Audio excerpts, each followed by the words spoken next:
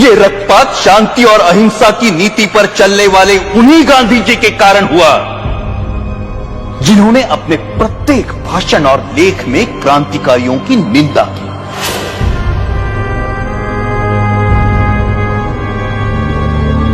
जब गांधी जी के प्रचंड विरोध के बावजूद भी मार्च 1931 के वार्षिक अधिवेशन में कांग्रेस ने भगत सिंह के साहस की प्रशंसा में प्रस्ताव पारित किया, तब गांधी जी अपनी इस पराजय को नहीं भूले और कुछ महीने भीतर जब मुंबई के गवर्नर पर गोली चली तो गांधी जी ने उसका कारण भगत सिंह की प्रशंसा में पारित इस प्रस्ताव को ही बताया। सुभाष चंद्र बोस ने गांधी जी के इस कथन का विरोध किया। परिणाम स्वरूप गांधी जी सुभाष बोस को भी अपना शत्रु समझने लगे। Our struggle is no doubt a non-violent struggle, but even a non-violent struggle demands an army, an organization, and a machinery. और उनका कांग्रेस अध्यक्ष चुने जाने पर गांधी जी ने कहा कि सुभाष की जीत गांधी की हार है। जब तक उन्हें कांग्रेस अध्यक्ष की गद्दी से नहीं उतारा गया तब तक उनका क्रोध शांत नहीं हुआ। जो लोग कहते हैं कि मात्र गांधी जी के परिश्रम से हमें आजादी मिली, वो एक झूठा इतिहास लिखना चाहते हैं। जब तक देशभक्त क्रांतिकारियों के बलिदान को अंधेरे में रखा जाएगा तब तक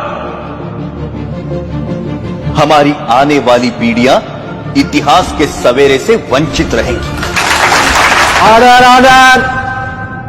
1947 की सर्दियों में हिंदू मुस्लिम एकता के लिए गांधी जी ने जो आमरण अनशन रखा था, उसे तोड़ने के लिए जो पहली शर्त उन्होंने रखी थी वो ये थी कि दिल्ली की मस्जिदों में शरण लिए हुए हिंदू और सिख शरणार्थियों को मस्जिदों से बाहर निकाला जाए और मस्जिदें मुसलमानों को सौंप दी जाए।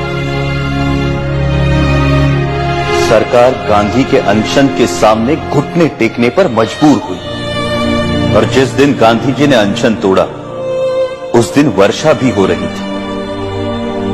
उस असाधारण सर्दी में अच्छे घरों में रहने वाले लोग भी कांप रहे थे, परंतु उन निराश्रितों के ठिठुरते हुए कुटुंब के कुटुंब मस्जिदों से बलपूर्वक बाहर निकाले गए।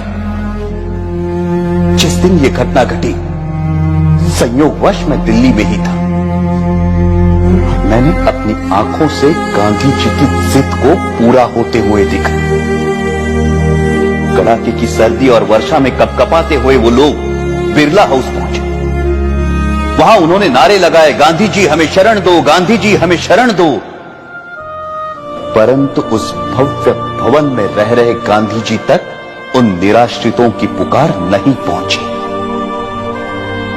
ये मर्मस्पर्शी दृश्य जिसे देखकर कठोर से कठोर मनुष्य का हृदय भी द्रवित हो जाए, मैंने स्वयं अपनी आंखों से देखा है। क्या उन निराश्रितों ने अपनी मर्जी से उन मस्जिदों में डेरे डाले थे? क्या गांधी जी को उन विषम परिस्थितियों की कल्पना नहीं थी जिनसे बाध्य होकर वो बदनसीब उन मस्जिदों में शरण लेने को मजबूर हुए थे? यदि उन मस्जिदों को खाली कराया जाना उचित था तो पाकिस्तान के मंदिर खाली कराकर हिंदुओं को सौंपने की मांग गांधी जी ने क्यों नहीं रखी? यदि वो ऐसा करते तभी यह सिद्ध होता कि गांधी जी निष्पक्षता से हिंदू मुस्लिम एकता के इच्छुक थे। परंतु गांधी जी ने पाकिस्तान और वहां के मुसलमानों के सामने अपना अनशन खोलने के लिए एक भी शर्त नहीं रखी, क्योंकि अपने अनुभव से उन्हें मालूम था कि उनके अनशन का जिन्ना और उनके अनुयायियों पर कोई असर नहीं पड़ता। गांधी जी ने अपने अनशन से भारत सरकार द्वारा पाकिस्तान सरकार को 55 करोड़ रुपए ना देने के निर्णय को भी पलटवाया, जबकि उन्हें भली भांति पता था कि इस रकम का प्रयोग पाकिस्तान भारत के विरुद्ध चल रहे युद्ध में अपनी विजय के लिए करेगा। वो अनेकों बार जिन्ना से मिलने गए और सदा उन्हें जिन्ना भाई अथवा कायदे आजम कहकर संबोधित किया। लेकिन एक भी ऐसा अवसर नहीं आया जब जिन्ना ने उनसे सहयोग की इच्छा प्रकट की हो। गांधी जी की जिस आध्यात्मिक शक्ति और अहिंसा की महिमा का सब जय जयकार करते हैं, वो जिन्ना की दृढ़ता के सामने नपुंसक सिद्ध हुई। जब गांधी जी को यह दिखाई दे चुका था कि वो अपनी आध्यात्मिक शक्ति से जिन्ना को प्रभावित नहीं कर सकते, तो उन्हें अपनी नीति का पुनर्मूल्यांकन करते हुए किसी दूसरे नेता को जिन्ना और मुस्लिम लीग से निपटने का कार्य सौंप देना चाहिए था। परंतु व्यक्तिगत महत्वाकांक्षा राष्ट्रहित पर इतनी भारी पड़ी कि राष्ट्र के दो टुकड़े हो गए।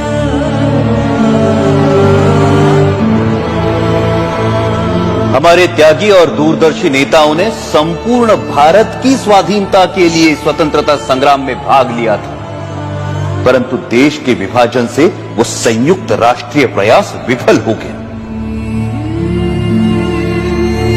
जिन देशभक्त क्रांतिकारियों ने हंसते हंसते फांसी के फंदों को गले से लगाया था, आजीवन कारावास अथवा देश से निर्वासित होने की यातनाएं भोगी थी, क्या उन्होंने इसी विभाजित देश के लिए अपने जीवन दांव पर लगाए थे? 14 अगस्त 1947 को छलपूर्वक भारत के विभाजन को स्वीकार कर लिया गया और पंजाब, बंगाल और सीमा प्रांत के हिंदुओं के भविष्य की किसी ने कोई चिंता नहीं की।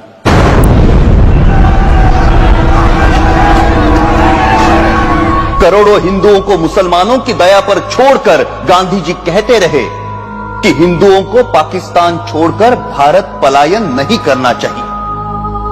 प्रतिदिन हजारों हिंदू पुरुषों का संहार और हजारों हिंदू स्त्रियों की अवमानना होती रही, परंतु उनकी सुरक्षा के लिए भारत सरकार द्वारा पाकिस्तान सरकार पर किसी प्रकार का कोई दबाव नहीं डाला गया।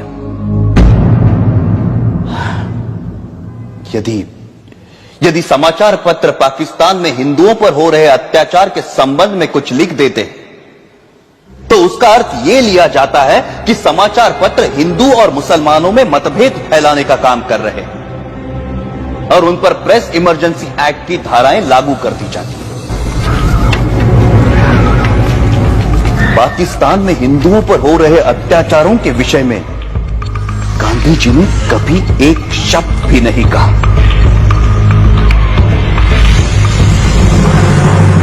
ये कहना अनुचित नहीं कि पाकिस्तान में हिंदू जाति और हिंदू संस्कृति को मिटाने के लिए जो अत्याचार हो रहे हैं, उसका मूल कारण गांधी ही है।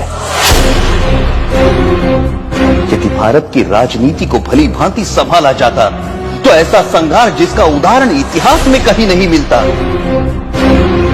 कभी भी घटित ना हुआ होता।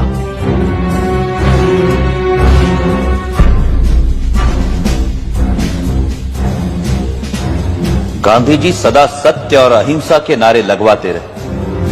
कोई भी समझदार व्यक्ति इन नारों को पूरा नहीं कह सकता, परंतु यह आशा करना कि जीवन सदैव ऐसे उच्च आदर्शों के अनुसार चलेगा, एक दिवा स्वप्न है। वास्तव मुझे स्पष्ट दिखाई देता था कि यदि मैंने गांधी जी का वध किया, मैं जड़ मूल से नष्ट कर दिया जाऊंगा। लोग मुझसे घृणा करेंगे और जो सम्मान मुझे प्राणों से भी प्रिय है वो नष्ट हो जाएगा। मैं अवश्य मरूंगा, परंतु देश अमर होगा। मुझे स्पष्ट दिखाई देता था कि यदि मैंने गांधी जी का वध किया, मैं जड़ मूल से नष्ट कर दिया जाऊंगा। लोग मुझसे घृणा करेंगे और जो सम्मान मुझे प्राणों से भी प्रिय है वो नष्ट हो जाएगा। परंतु मुझे यह भी दिखाई देता था कि भारत की राजनीति से गांधी जी के प्रस्थान से ही भारत का भाग्योदय होगा और देश एक महाशक्ति बनकर उभरेगा। मैं अवश्य मरूंगा, परंतु देश अमर होगा। मुझे गालियां मिलेंगी, परंतु विश्व में भारत का नाम होगा। और यही सोचकर मैंने गांधी जी का वध करने का निर्णय लिया और अपना यह निर्णय किसी को नहीं बताया। अंततः 30 जनवरी 1948 को मुझे मेरा निर्णय साकार करने में सफलता मिली। यदि देशभक्ति पाप है तो मैं मानता हूं मैं पापी हूं, और यदि देशभक्ति प्रशंसनीय है तो मैं स्वयं को उस प्रशंसा का अधिकारी मानता हूं। मेरे जीवन का अंत तो तभी हो गया था जब मैंने गांधी जी पर गोली चलाई थी। उसके पश्चात तो मैं एक अनासक जीवन बिता रहा हूं, और मुझे अपने कृत्य पर कोई पश्चाताप नहीं है। गांधी जी ने इस देश के प्रति जो योगदान दिया है उसके लिए मैं उनका आदर करता हूं, और इसीलिए उन पर गोली चलाने से पहले मैं उनके सामने नतमस्तक हुआ था।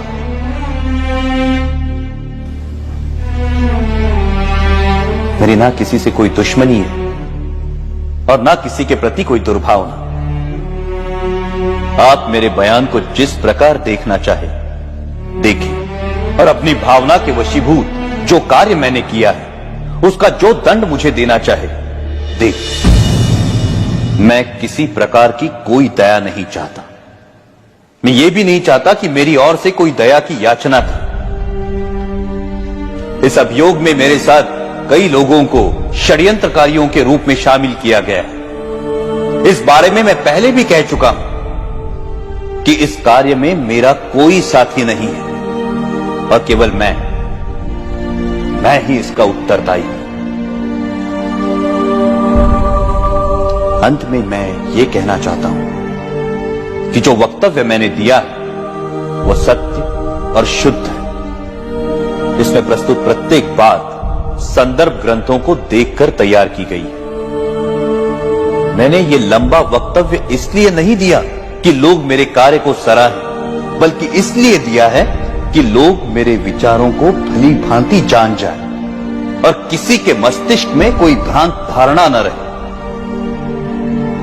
भगवान करे हमारा देश फिर अखंड हो और भारतीय उन विचारों का त्याग करे जो अत्याचारी के आगे झुकने की प्रेरणा देते हैं। ये सत्य है कि मैंने सैकड़ों लोगों के बीच दिन के समय गांधी जी पर गोलियां चलाई, परंतु मैंने भागने का प्रयत्न नहीं किया और ना ही स्वयं पर गोली चलाई। मैंने कानून के सामने आत्मसमर्पण किया, क्योंकि मैं अपने विचारों को खुली अदालत में प्रकट करना चाहता था। आलोचनाओं के बावजूद मैंने जो कृत्य किया है उसके नैतिक पक्ष पर मेरी आत्मा कभी भी विचलित नहीं हुई, और मुझे किंचित भी संदेह नहीं कि सच्चाई और ईमानदारी से इतिहास के इस अध्याय को जब इतिहासकार लिखेंगे तो वो मेरे कार्यों और उसके परिणाम का सही मूल्यांकन करेंगे। मेरा वक्तव्य अब समाप्त हो चुका है। आपने इसे ध्यान से सुना और सुविधाएं दी, उसके लिए मैं आपका कृतज्ञ हूं। जिन्होंने मुझे इस अभियोग में कानूनी सहायता दी और इस अभियोग से संबंधित पुलिस अफसरों का भी मैं कृतज्ञ हूं। जेल के अफसरों को भी सद्व्यवहार के लिए धन्यवाद। अखंड भारत अमर रहे।